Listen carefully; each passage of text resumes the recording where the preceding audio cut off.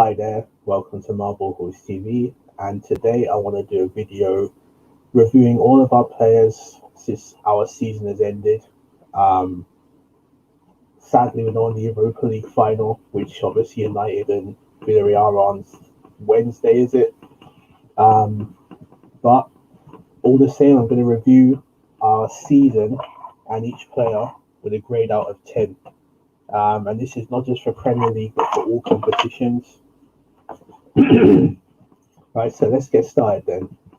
But Leno, I'm going to give a 6. There was some, like the Everton goal, which he should have saved, let's be frank, from Richarlison. But other than that,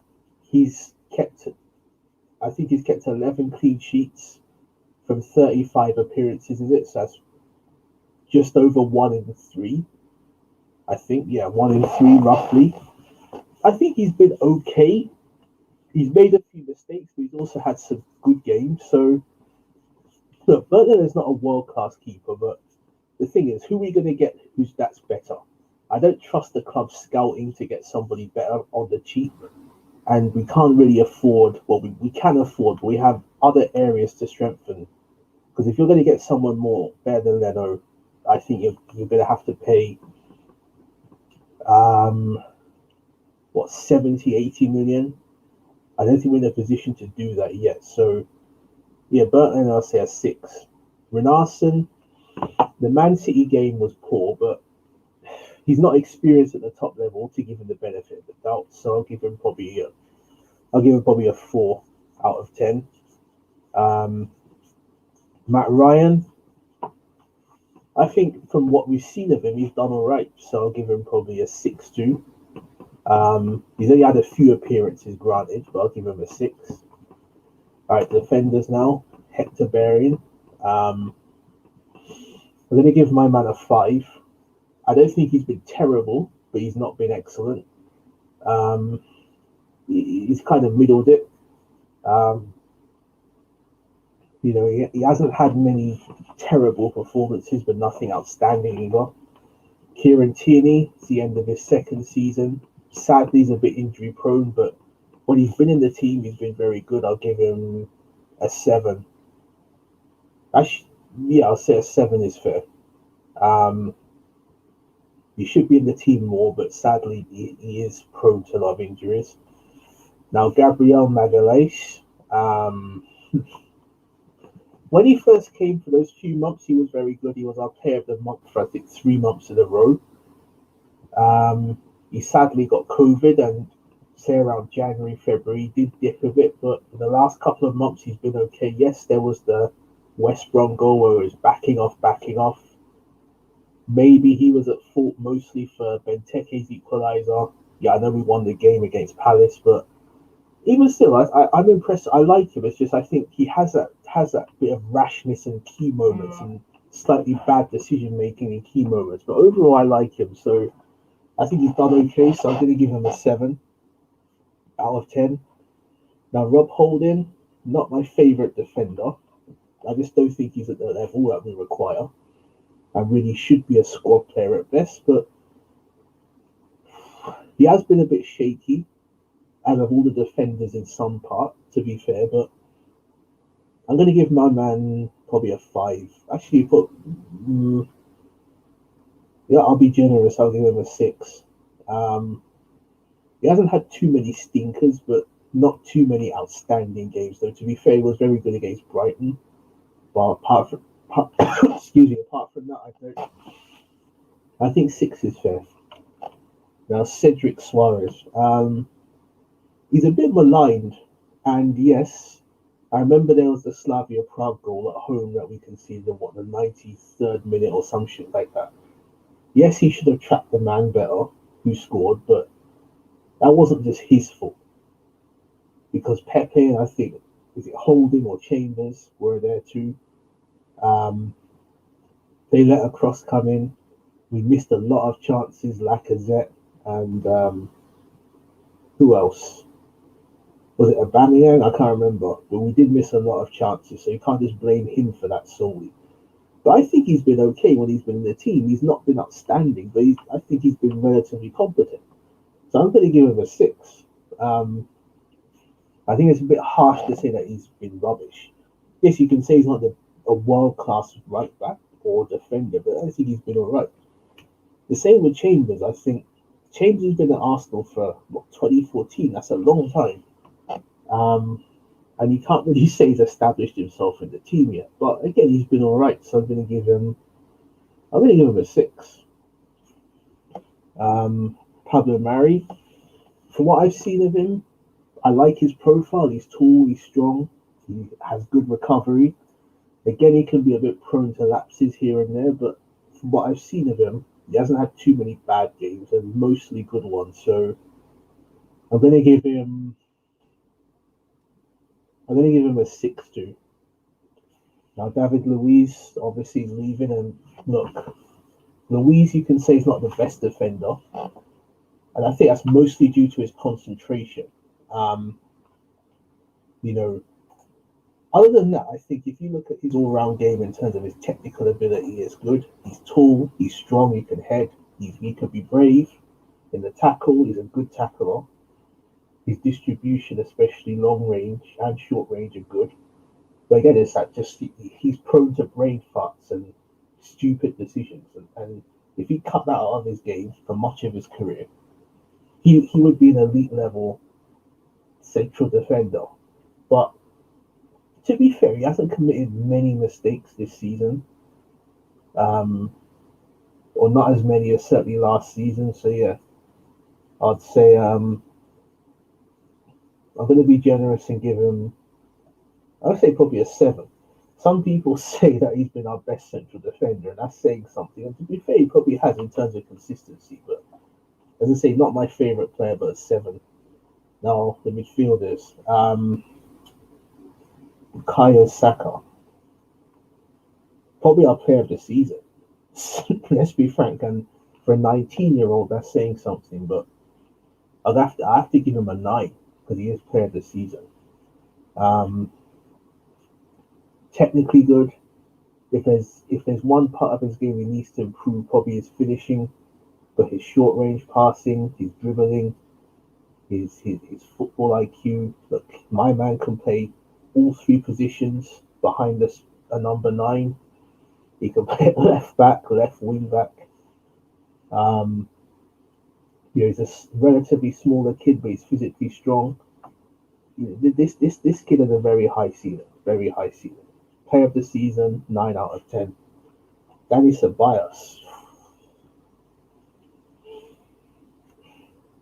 2 seasons on loan from Real Madrid wasted. And I'm not being harsh when I say that. He does have good qualities. He does have good control on the ball. He's technically good, but he's been weak. Doesn't affect games. A passenger has made some serious mistakes and errors. Now, I have to say probably a 2, maybe 3 out of 10. Very poor.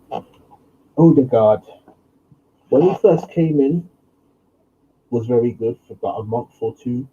Got injured, then dipped, but in the Brighton game was very good.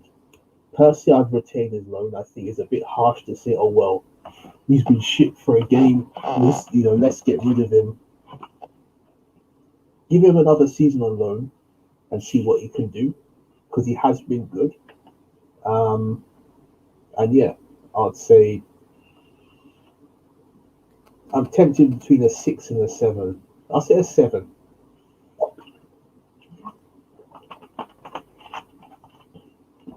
Thomas Partey, with respect to Gabriel, probably the biggest name we signed in the summer in terms of being established at the top level. He's had injuries, yes, and I'm going to give him a 6 because some games he's been poor, and even then, some of the games he's been poor in has been generally because of tactical mistakes by the manager. But definitely next season will be, the true test, and I think he can step up. I'll give him a 6, mainly because I don't think we've had an opportunity to see him fully, if that makes sense. Mohamed Elneny, you know what? This may shock people. I'm going to give him a 7. Elneny's not he's not world class. He's never going to be, but he's, you know, and he is probably a limited footballer in that, you know, but he's tidy on the ball. He's safe. And you know, he seldom has stinkers. He seldom makes clangers and mistakes. And for that reason, I'm going to give him a 7. Smith Rowe,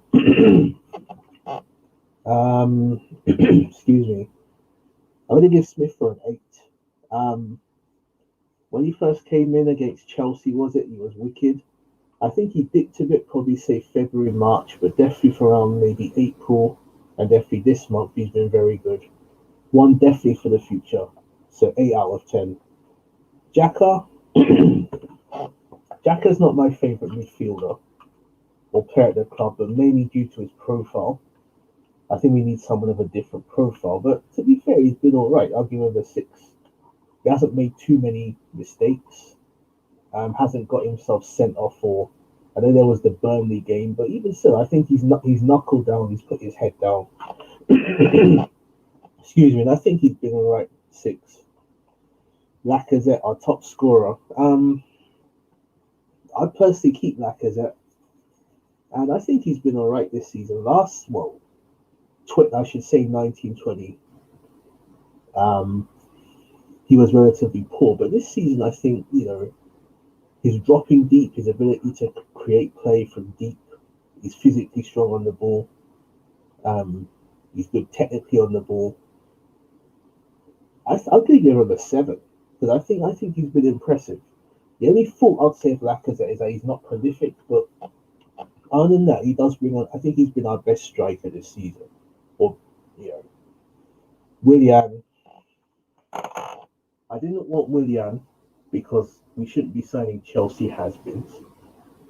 To be fair, he was good at Chelsea, but Arsenal, he's been poor. He doesn't bring much to the table. Yes, he scored a free kick against West Brom, but what else has he done? He doesn't get many assists. I have to give C a 2. I think he's been our worst player this season. 2 out of 10.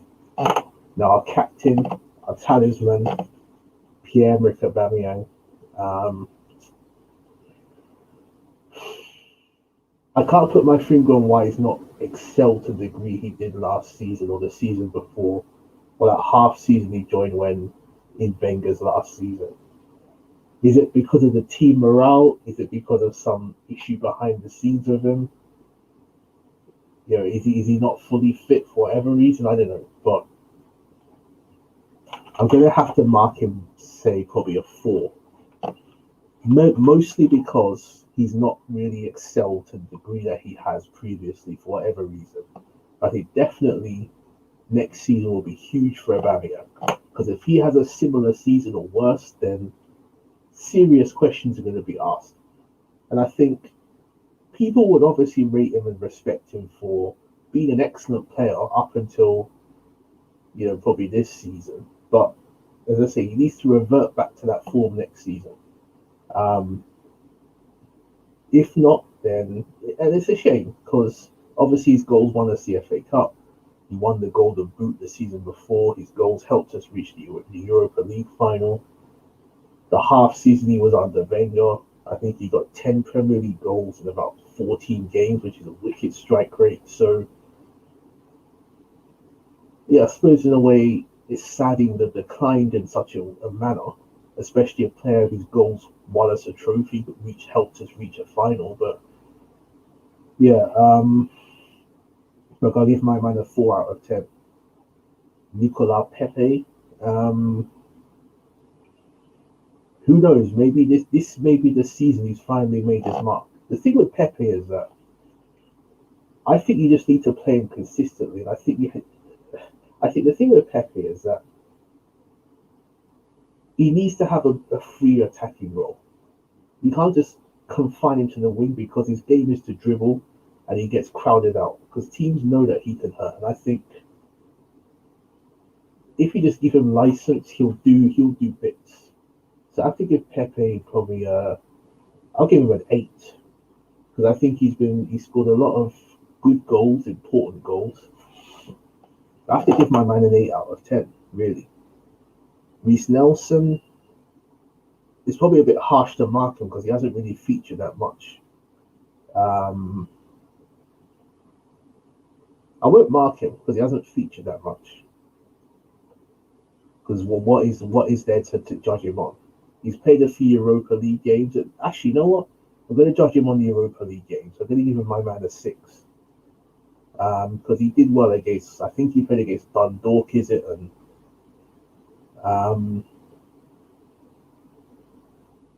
who else do we have in our Champions League group? I wish Europa League. I think it's Molde. He was actually all right, so I'll give him a 6. Eddie Nketiah. For me, I don't think he should have a future in the club. He's had enough time. I just don't think he has the technical ability. You know, he's more of a poacher fox in the box. But for me, I'd say probably maybe a 4.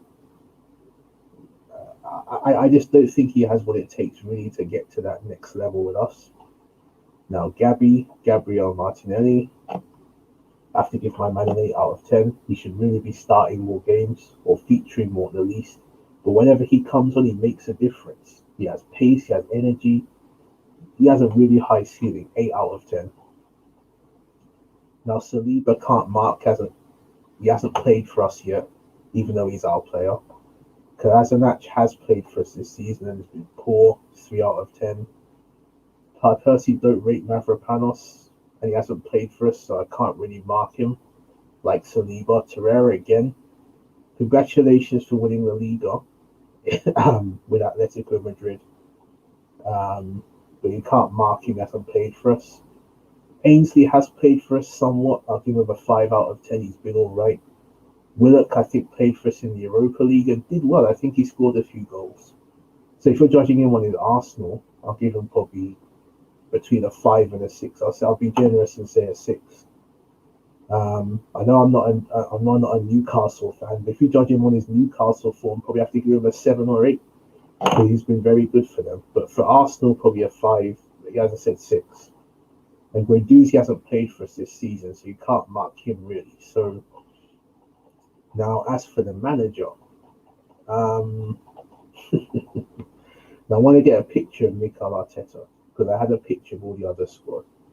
So it's only fair I have a picture of Arteta. So just bear with me. Hang on, just bear with me. News. Okay, there's a manager there. Mikel Arteta.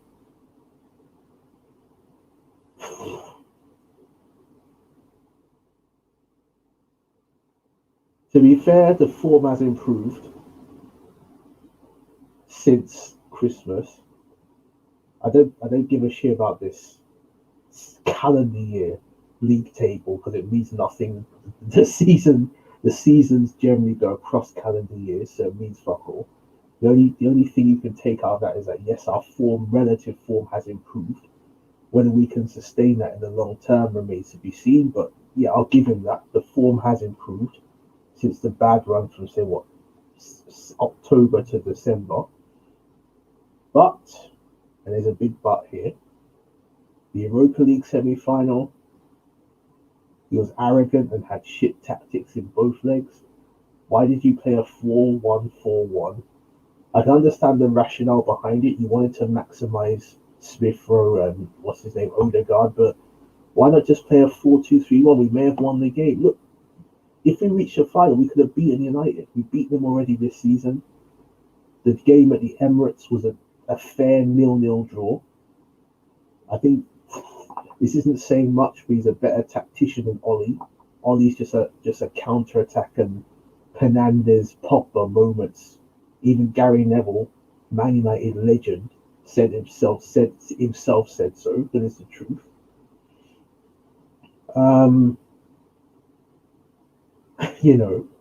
So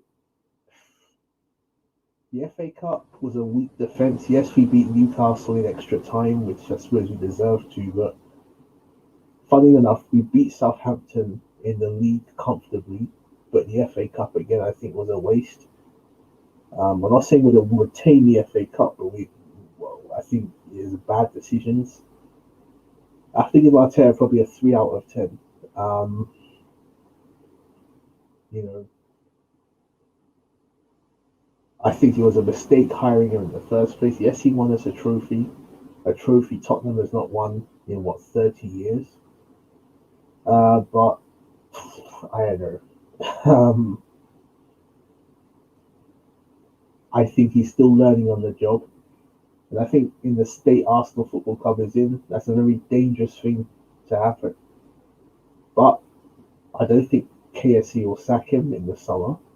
And I think he'll probably move it if we're doing very shit, say around November, maybe even early October, November, probably December, then he probably will go. But I think they'll give him a transfer window and they'll tell him, yo, let's see what you can do this coming season. If it's good, all right, cool. If it's bad, yeah, well, we'll have to wait and see. But I have to give my man 3 out of 10.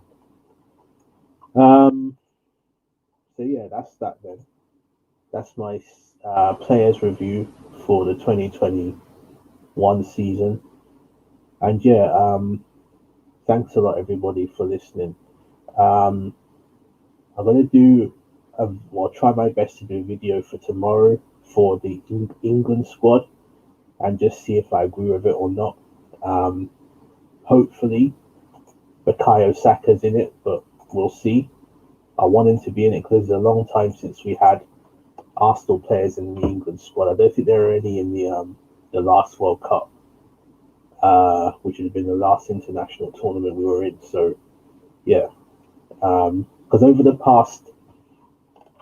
decades, there have always been some prominent Arsenal players in England teams. Obviously, Seaman Adams, David Platt, Merson, Dixon, Ian Wright, Alan Smith back in the day, Ashley Cole, Sol Campbell, Theo Walcott, Wilshere. We've had a lot of England mainstays over the years. Like even Kieran Gibbs was there for a little while. So I think it's Keown. Ray Parlour played for England a bit. So it's about time that we had some, Arsenal representation in the national team.